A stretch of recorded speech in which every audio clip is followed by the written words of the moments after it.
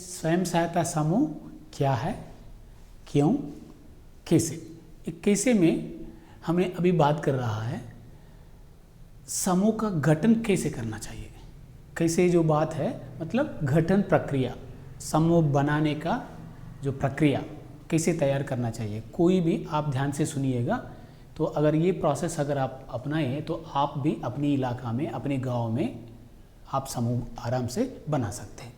इसमें जो पहला है, स्वयं सहायता समूह में सबसे प्राथमिकता जरूरी वाली चीज़ जो ध्यान में रखना है, ये समूह में जोड़ने वाले महिला गरीब परिवार की होना चाहिए। गरीब परिवार की यानी कि गरीब या अति गरीब परिवार होना चाहिए।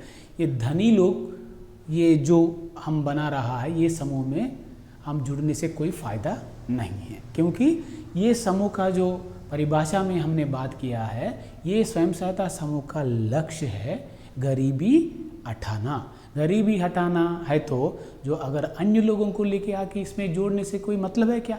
वो लोग, उनका सोच अलग रहता है और जो बाकी लोगों का सोच गरीबी उन्मूलन रहता है, तो दोनों की क्लैश ऑफ इंटरेस्ट होता है। उनका सोच अलग है, इनका सोच अलग है, तो दोनों के बीच में झगड़ा हो जाता है और समूह बीच में टूट जाता है। इसीलिए पहला जो ध्यान देने वाला बात है, जब हम समूह बनाते हैं, हर महिला कहीं ना कहीं गरीबी परिवार की होना चाहिए। और समूह में हमने ऑलरेडी बात किया है कम से कम 10, ज़्यादा से ज़्यादा 20, लेकिन हम ये रिकमेंड कर रहा कि 15 लोग अगर है तो अच्छा रहेगा। आप चिंता मत रहिएगा, 14 है तो 13 है तो कोई घबराने का बात नहीं है। लेकिन पूरा साधारण समूह जो पूरे हिंदुस्तान में, भारतवर्ष में देखा जाए तो 10 और 15 का बीच में नंबर है, लेकिन ये नंबर से कोई ज़्यादा फर्क नहीं पड़ेगा। एक कम है तो एक ज़्यादा है तो, लेकिन 20 से अधिक भी कर सकते हैं। मैंने ऑलरेडी बता चुके हैं, अगर 20 से अधिक भी आप कर सकते हैं, लेकिन उसको पंजीकरण करना पड़ता है। पंजीकरण करने से आप बाकायदा हर साल जो कोऑपरेटिव में अगर रजिस्ट्रेशन करेगा तो उसका ऑफिस में आप जो कुछ उसका दस्तावेज देना पड़ता है, चार्टर्ड अकाउंटेंट का की आप हायर करना पड़ता है, उसके द्वारा ऑडिटिंग करना पड़ता है, अलग अलग प्रक्रिया करना पड़ता है। अगर शुरुआत में आप 15 तक की रख लीजिए, ये है। दूसरा है समूह का बारे में, समूह बनाने से पहले जब हम एक एक गरीब परिवार से एक एक दीदी को एक जगह बुलाते हैं, जो भी समूह बनाना चाहते हैं, फैसिलिटेटर या मोटिवेटर, जो भी कार्यकर्ता, जो नज़दीकी जो एक मोहल्ला में रहने वाले, एक जैसा सामाजिक आर्थिक स्थिति में रहने वाले गरीब परिवार से एक एक परिवार से एक एक दीदी को बुलाते हैं। बुला के हम सीधा समूह नहीं बनाते। क्यों नहीं बनाते?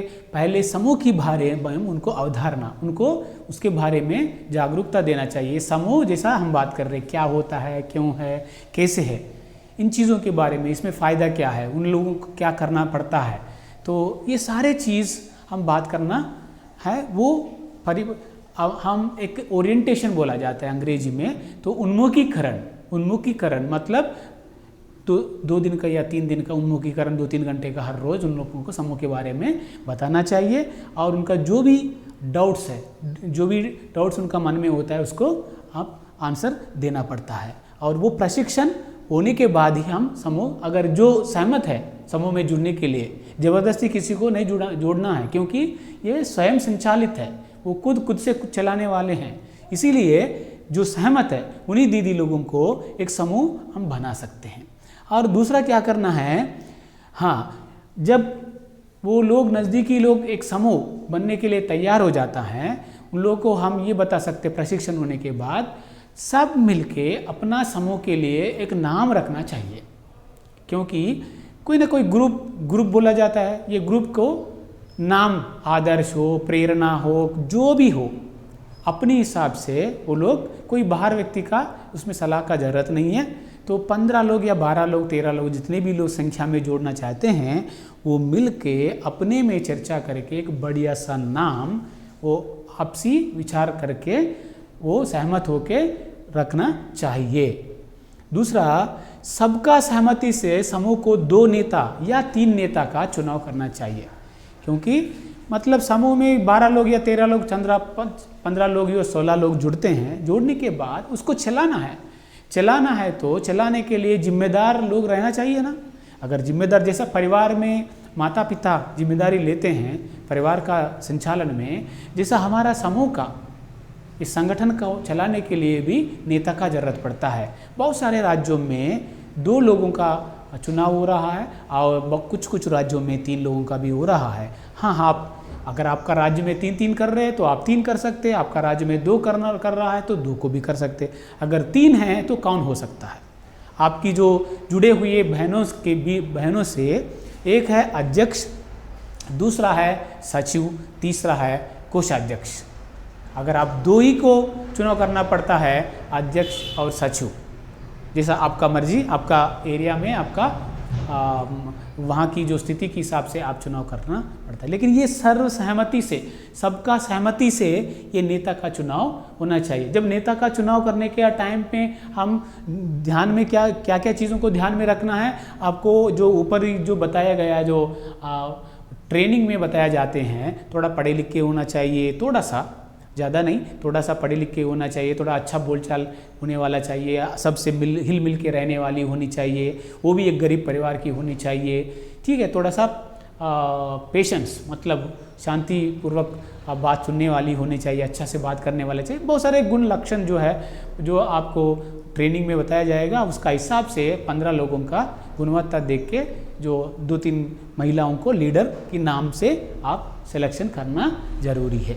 और ये नेता का चुनाव करने के बाद समूह में जो समूह का जो काम, मतलब लेन देन का काम करने के लिए और समूह को एक पहचान मिलने के लिए एक नज़दीकी बैंक की शाखा में उसका नाम से खाता खोलना जरूरी है। क्योंकि अगर उसी गांव में बैंक है तो उसी बैंक में जा सकते, अगर उस गांव में नहीं है तो दूसरा गांव में है तो वहाँ जा सकते हैं। जिस एरिया में आप है उसकी नज़दीकी बैंक की शाखा, कोई भी बैंक की शाखा में आप, हिंदुस्तान में जो भी बैंक की शाखा, जो ग्रामीण बैंक हो सकता है या कोऑपरेटिव बैंक हो सकता है, नहीं तो नेशनल बैंक हो सकता है, जो भी बैंक है नज़दीक में उसका शाखा में जाने से पहले आप जो प्रस्ताव करना जरूरी है। क्या प्रस्ताव करना है? हाँ, हम फलाना गांव की लोग हैं, हम सब लोग गरीब लोग हैं, इस फलाना मोहल्ला का है, फलाना दिन में हमने बैठक किए हैं, हम चर्चा किए हैं, हम आपस में मिलके एक स्वयं सहायता समूह को गठन करना के लिए हमने निर्णय लिया है। वो निर्णय के अनुसार हम इतने सारे लोग इस समूह में जोड़ना चाहते हैं और हमारा समूह का नाम ये रख लिया है हमने, और हमारा समूह का जो खाता को संचालन करने के लिए, समूह को नेतृत्व करने के लिए ये नीचे जो बताए गए 3 लोगों को हमने दायित्व दिया है। ऐसा करके आप एक प्रस्ताव लिखना और उसमें सबका हस्ताक्षर करना, वो हस्ताक्षर लेके आपका प्रतिनिधि लोग चाहिए तो आप लोग सब लोग मिलके एक ग्रुप फोटो भी, शायद केवाईसी आपको पता होगा, केवाईसी नो यूर कस्टमर में जो भी आधार का, नहीं तो दूसरा आपका जो परिचय पत्र का ज़रूरत पड़ता है, वो सब चीज़ें लेके आप बैंक शाखा में जाना है। आप जो प्रस्ताव मैनेजर साहब को दिए तो मैनेजर साहब आपका बैंक में आपका समूह की नाम से बैंक का खाता खोलते हैं। वैसा ही करना चाहिए, कोई व्यक्तिगत नाम से खाता नहीं खोलना, समूह का नाम से ही खाता खोलना।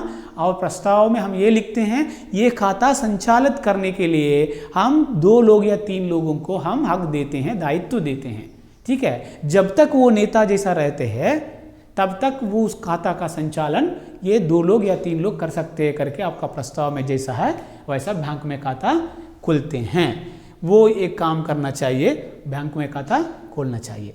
देन हाँ, समूह के बैंक लेन देन तो हर महीना होने जैसा आप एक निर्णय करना चाहिए, क्योंकि स्वयं सहायता समूह में बचत एक बड़ी खास बात है, बहुत इम्पॉर्टेंट चीज़ है। क्योंकि अगर बचत जितना भी हो सकता है बचत, लेकिन बचत से हमारा बीच में एकता आएगा, थोड़ा थोड़ा हमारा ज़रूरतें पूर्ति होगा, मतलब बहुत सारा हो सकता है। बचत शुरू करके देख लीजिएगा। हाँ, बचत कितना हो सकता है? 50, 60, 80, 90, ऐसा कोई ज़रूरत नहीं है। आपकी 10-15 दीदी जो है, आप बैठ के आपकी सभी 15 लोगों में सबसे गरीब और सबसे मतलब पिछड़ा जो महिला है, जिसके घर में बहुत कठिनाई है, उन महिला कितना दे पाती हैं हफ्ते में, नहीं तो महीने में, उसका हिसाब से आप बचत निर्धारण करो। वो निर्धारित बचत मतलब सब एक जैसा ही करना चाहिए, एक 5, एक 10, एक 15 नहीं करना, क्योंकि ये असमानता पैदा करते हैं। ये स्वयं सहायता समूह में जो लोग हैं वो सब समान हैं, सब हकदार है, सब उसका मालिक है, सब कर्मचारी है, सब को सब तरह की हक रहता है। इसीलिए किसी ने ज़्यादा किसी ने कम देने का ज़रूरत नहीं है। सबसे गरीब महिला का कैपेसिटी क्षमता के हिसाब से बचत निर्धारण करो। वो बचत लगातार हर महीने आप बैंक की खाता में डालना चाहिए। और जो लास्ट पॉइंट है, इम्पॉर्टेंट पॉइंट है, कोई भी अगर हमारा घर चलाना है तो घर में कुछ नियम रहता है, और हमारा विद्यालय चलाना है उसमें भी नियम रहता है। हमारा संस्था एक बड़ा काम के लिए, क्या बड़ा काम है, हमारा बड़ा लक्ष्य, क्या लक्ष्य है, गरीबी हटाना। गरीबी हटाना है तो बहुत सारा काम करना पड़ता है। ये बहुत सारा काम 10, 12, 15 दीदी मिलके करना पड़ता है। मिलके करना है तो अपने अपने हिसाब से चलाए तो इधर उधर हो जाएगा, काम खराब हो जाएगा, तो जल्दी से जल्दी झगड़ा पैदा होगा, समूह टूट जाएगा, हमारा लक्ष्य पूरा नहीं होगा। इसीलिए एक तरीका से ये समूह को आगे बढ़ाना है। अगर ऐसा आगे बढ़ाना है तो तरीका से चलाना है तो कुछ नियम हम बना के उसको पालन करने के लिए अनुमोदन करना चाहिए। कुछ नियम हम फलाना जो भी नियम है, ये नियम के बारे में हम अगले वीडियो में विस्तार से हम बात करेंगे, लेकिन नियम तैयार करना और उसको लागू करना सभी सदस्यों का जरूरी है, सब सदस्य करना जरूरी है।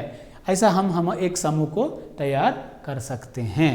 और ये गठन करने में ये कुछ चीज़ें स्पेशली हम आपको बता रहा है, ये ध्यान में रखना है, क्योंकि बिल्कुल हम इससे हटके काम नहीं करना चाहिए। स्वयं सहायता समूह अगर हटके काम करे, इधर उधर का सोच के अपने हिसाब से हम करें तो उसका लक्ष्य पाने में दिक्कत होगा, और समूह चलाने में बहुत सारे कठिनाई वो समूह की दीदी लोग सामना करना पड़ता है। इसलिए क्या है, एक है जो शामिल होने वाली महिला, बार बार बता रहे, गरीब परिवार की होना चाहिए, और हर एक गरीब परिवार से एक ही महिला को समूह में हम मौका देना चाहिए। हाँ, वो जॉइंट फैमिली है तो फिर उसमें से 2 अगर शादीशुदा हुआ दूसरी महिला है तो उसको दूसरी समूह में दे सकते हैं, लेकिन एक ही समूह में एक ही परिवार से 2 लोग नहीं रहना चाहिए। एक परिवार से एक ही रहना, और वो भी गरीब परिवार की होनी चाहिए। और दूसरा है, जो दीदी को हम समूह में जोड़ना चाहते हैं उस दीदी का उम्र कम से कम 18 साल रहना चाहिए। 18 से कम नहीं रहना चाहिए, 18 से ज़्यादा ही उम्र रहना चाहिए। वो ज़रूरी चीज़ है, आप ध्यान में रख लीजिएगा। हाँ, तो तीसरा जो ध्यान देने वाला बात है, हम जो एक समूह में रहने वाली महिला अन्य समूह में नहीं रहना चाहिए, क्योंकि कुछ लोग सोचते हैं हम इसमें रहेंगे, उसमें रहेंगे, आगे रहेंगे, पीछे रहेंगे। ये ऐसा काम नहीं बनेगा। अगर एक ही जैसा काम करने वाले 2-3 समूह में रहने से क्या मतलब है? वो समूह वही काम करने के लिए है, ये समूह वही काम करने के लिए, तो कोई मतलब नहीं है। इसीलिए एक ही समूह में वो प्रवेश लेना चाहिए, दूसरा समूह में नहीं रहना। अगर कोई दूसरा समूह में है तो आप अपना समूह में मेंबरशिप उसको नहीं देना चाहिए, ठीक है। हाँ, और वो जो महिला हमारा समूह में जुड़ना चाहते हैं, किसी को जोड़ना चाहते हैं, वो महिला बैंक में बकायादार ना होना है। क्योंकि अगर बैंक में डिफ़ॉल्टर, बकायादार मतलब डिफ़ॉल्टर, कोई लोन ले चुके हैं और घर बैठे हैं, या पति का नाम से किसी का नाम से पैसे ले लिया, वो डिफ़ॉल्टर है। अगर वो ऐसी डिफ़ॉल्टर अगर हमारा समूह में है तो अगर वो रहना चाहते हैं, बैंक में जो डिफ़ॉल्ट है उसको चुकता करना है। अगर बैंक से हमको पता होना चाहिए कि ये डिफ़ॉल्टर नहीं है, तभी ऐसी महिला को इसमें एडमिशन देना चाहिए। क्योंकि ये हमारा स्वयं सहायता समूह 100% बढ़िया तरीका से चलाने वाले संस्था है, इसीलिए इसमें कोई डिफ़ॉल्टर को रखना नहीं चाहिए। तो ऐसा हम और दूसरा बहुत महत्वपूर्ण चीज़ है, हम हमारा देश में हर एक गांव में देखते रहते हैं बहुत सारा राजनीति चलता है। हाँ, राजनीति में लोग रहते हैं, हर एक को अपना अपना एक राजकीय सोच रहता है, राजनीतिक सोच हर एक इंसान में रहता है, वो गलत हम नहीं बोल रहे। लेकिन जो महिला हमारा SHG स्वयं सहायता समूह में रहते हैं, वो कोई ना कोई राजनीतिक पद में गांव में नहीं रहना। किसी पार्टी का गांव की महिला अध्यक्ष, किसी पार्टी का गांव की अध्यक्ष और मंडल की अध्यक्ष और दूसरी अलग अलग तरीके की जो पद है, पॉलिटिकल डिजिग्नेशन, अगर ऐसी लोग हैं तो वो वहाँ पे इस्तीफ़ा देना चाहिए, नहीं तो वो हमारा समूह में नहीं रहना है। क्योंकि ये नॉन पॉलिटिकल ऑर्गेनाइजेशन है, ये कोई राजनीतिक समझौता से चलने वाला समूह नहीं है, ये गैर पॉलिटिकल है, गैर राजनीतिक है। इसमें सब तरह के लोग इसमें रह सकते हैं। तो अगर वो राजनीतिक पद में रहना चाहते हैं तो हम इसमें नहीं रखना है। अगर वो हमारा समूह में रहना चाहते हैं, उसको इस्तीफ़ा देना चाहिए। तो हाँ, वोट डालना तो अपनी मनपसंद, वोट तो एक है, हम सीक्रेट वोटिंग है, जो भी अपना मनपसंद पार्टी को, व्यक्ति को अपना जब टाइम आएगा तब जाके कर सकते हैं। लेकिन वो कोई पद में, राजनीतिक पार्टी की पद में रहने वाला दीदी को हम हमारा समूह में नहीं लेना है। अगर ऐसा लिए तो बहुत सारे समस्या आ जाएगा। तो ये बहुत सारे इम्पोर्टेंट, और मुख्य तौर पर कोई अमीर परिवार की दीदी को और जो सरकारी नौकरी कर्मचारी है, उनका पत्नी को, उनकी परिवार की बहू को हम नहीं लेना चाहिए, क्योंकि वो गरीब रेखा के अंदर नहीं आता है। तो वो आते हैं, हम रहते हैं बोल के, लेकिन आने के बाद वो अलग अलग तरीक़ा की समस्या क्रिएट करते हैं। वो संभावना है, ऐसा नहीं है सब लोग गलत है, लेकिन हमारा समूह है गरीब लोगों के लिए। उसका मकसद है गरीबी दूर करने के लिए, उसका मकसद है सरकारी योजना पाने के लिए, उसका मकसद है हक और अधिकार को लेने के लिए, उसका मकसद है ज्ञान और कौशल को बढ़ाने के लिए, उसका मकसद है अपने में एक एकता से काम करने के लिए, उसका मकसद है जो रिसोर्सेज को पहचान करने के लिए है, और उसका मकसद है आदान प्रदान करते हुए आगे बढ़ना है और लेन देन करते हुए आगे बढ़ना है और सभी में नेतृत्व लक्षण बढ़ाना है और सब मिलके सबके साथ सबका विकास की तरफ बढ़ना है। तो स्वयं संचालित स्वयं सहायता समूह को ऐसी चीज़ों को ध्यान में रखते हुए अगर आप अपनी मोहल्ला में समूह बनाए तो वो बेहतर चलेगा और सतत समूह उसको कह सकते हैं। और हम आपको आगे बताएंगे अन्य जो अगले हम हमारा वीडियोस में आपको नियम के बारे में और बचत के बारे में, फाइनेंशियल अलग अलग तरीके की जो स्वयं सहायता समूह चलाने के विषय के बारे में हम बहुत सारे वीडियो बनाएंगे और आपके लिए की सेवा के लिए हम आपको पेश करेंगे। Thank you very much.